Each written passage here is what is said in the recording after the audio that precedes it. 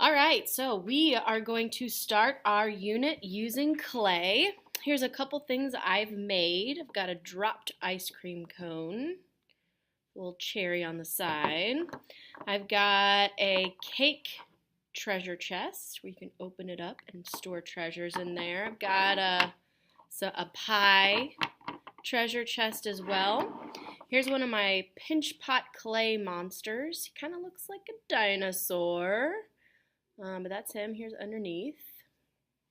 I've got my other pinch pot guy. I haven't painted him yet, but he's got cute little freckles. And I've got a tile here with different textures on it. You can kind of see all the bumpiness. And a T for Miss T. All right, so today I'm going to teach you the basic shapes or forms that you need to know in order to make everything I just showed you. It's really only out of 3 different forms. So you need your materials. You need your clay mat. You need a hunk of clay. I usually get enough to fit inside the palm of my hand. I also have a skewer, which looks kind of like a giant toothpick, and a toothbrush. No, do not brush your teeth with this. That would be disgusting. And I've got a little bit of water. Now, my first shape or form that I'm going to make is 3D, meaning it's got length, width, and depth, so I can walk all the way around it, is a sphere. Now, you guys are probably experts at making spheres. I usually sort of start it in the palm of my hand. If it's kind of coming out pointy, I'll do it on my mat or my tabletop or something. Get it as round as I can. That is a sphere. The next form, 3D shape, that we need to know how to make is a cylinder. I remember cylinder because it sounds like snake, and that's exactly how you make a cylinder. Now, I start off my cylinders in my hands, but then I go to the mat. I think it's easier to do on a hard surface. If you're using a canvas mat, I actually find it's easier to do it just like right on the table and keep rolling. The trick with cylinders is you want them to be even. So you don't want to have lumps and you don't want it to be flat. You want it to be as round as possible and as even as possible. So you don't want it skinny mini over here and then big and large on this side. You want it even. If you're trying to get the tops flat, I usually just tap it on the surface, use that gravity to help me flatten the top and the bottom of my cylinder. So there's our second shape. The last shape we're going to make, I think, is the hardest, but maybe you guys are experts at this. I don't know. I usually start it off as a sphere, and then I pinch the top so I start to shape my cone. Cone is the last 3D shape or form that we are going to need to know how to make.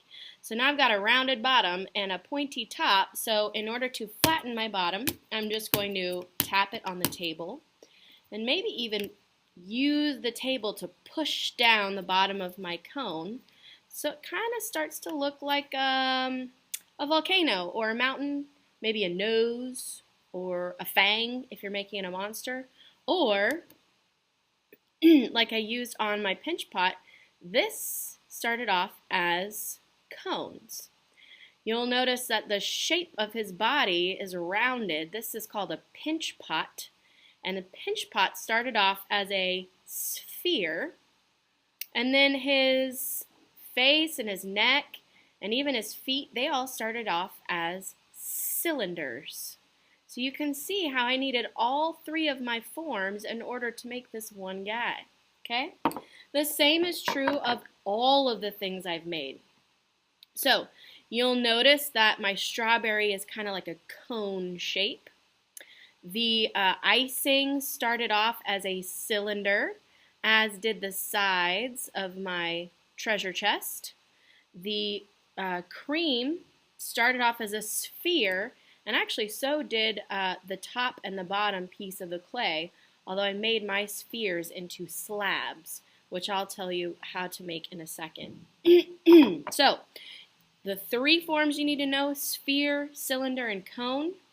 Once you got those down, you can do just about anything in the art room with clay.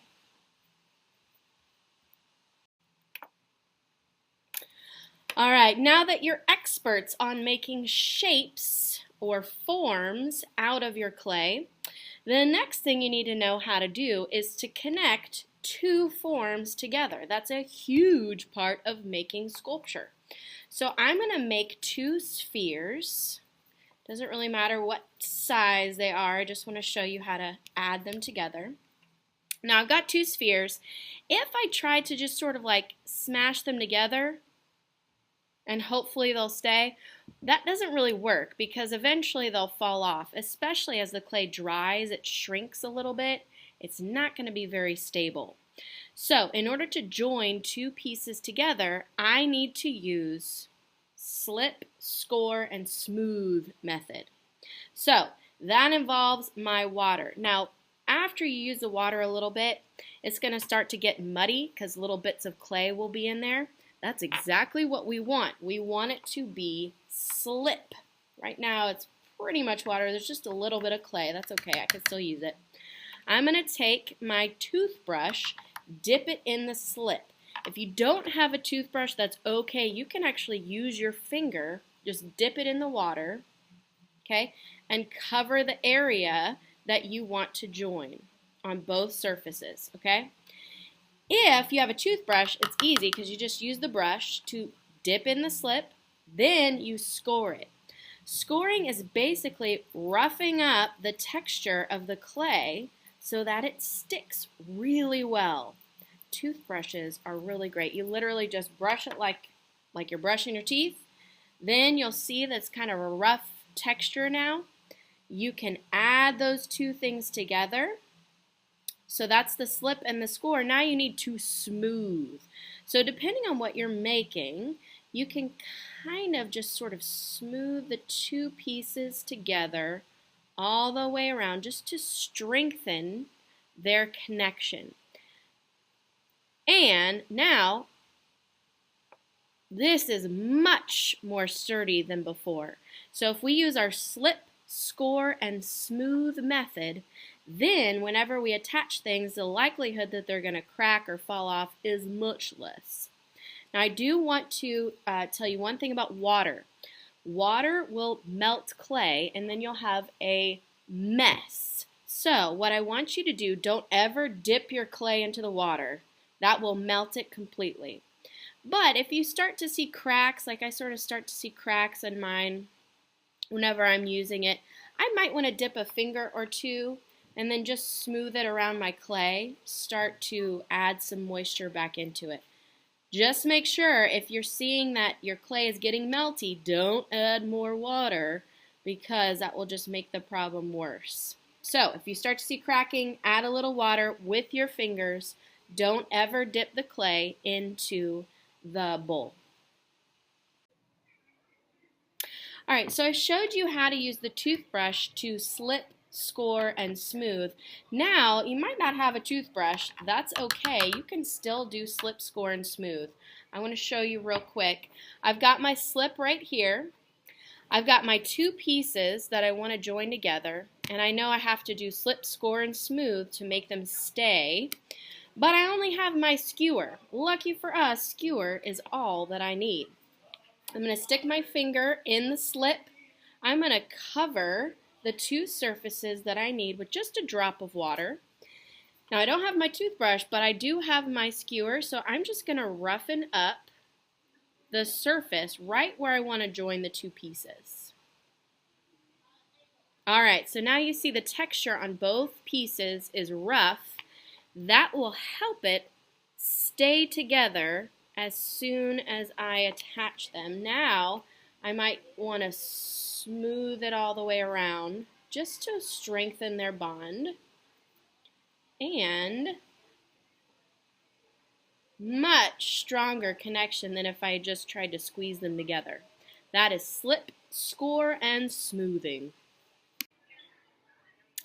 All right, now you need to know how to make a pinch pot for our pinch pot creatures. Here's one that I made and another example. Both of these guys, you'll see the body is made from sort of like a pot or a bowl shape. I could actually put stuff in both of these guys if I wanted to. But I wanted to teach you exactly how to make a pinch pot. So you're going to start out with a hunk of clay. I like to smooth it around so it is in the shape of a sphere. Remember, that's one of our basic 3D shapes or forms that we use in art when we're doing clay. So I just kind of keep it. If it's still not very smooth, I might dip my fingers a couple times in water and then just kind of get the surface to be pretty smooth and pretty even. So it's as round as I can make it. Now, I'm going to take either my thumb or my finger, whichever you're more comfortable with. I'm going to put it in the palm of my other hand, and I'm going to push so that my finger digs down into the middle of my sphere. I don't want to go all the way through. What I'm trying to do is pinch out my pot until every part of it, from the bottom to the sides, is as thick as a cookie. So the way that you do that is you kind of just feel around with your fingers. I like to just smash it down on my palm. Some of you might like to literally pinch it between two fingers. Sometimes if I do that, it kind of gets a little too thin too fast. So I kind of like this method, but you just do what works for you. If you get to a point where it's just like way too thin on a side, you might crush it up and try again. That's okay. It might take you a couple times. I notice with my clay, see how it's getting kind of cracked around here on the edges? I'm going to dip my fingers, a couple fingers in there, add a little bit of water to the surface, and keep going so that you can see the sides all the way around are about as thin as a cookie. If I see any thick spots, I'll just pinch them a little bit more. Now, for this pinch pot, let's pretend that I just kept pinching and pinching, and then what often happens is the mouth or the edge of it is just too wide. I wanted it to be a lot more narrow opening. Well, what I do is I'll rip it sort of on the edge like this and fold it, and then I'll just smooth it, pinch it together. I might add a couple drops of water to help me with this, and then I'll keep shaping it until it's the right shape that I want, the right size that I want. You might have to rip it a couple times just to get it to the right shape. So keep practicing until you've made a pinch pot, and that pinch pot will now be the body of whatever kind of monster you want to create.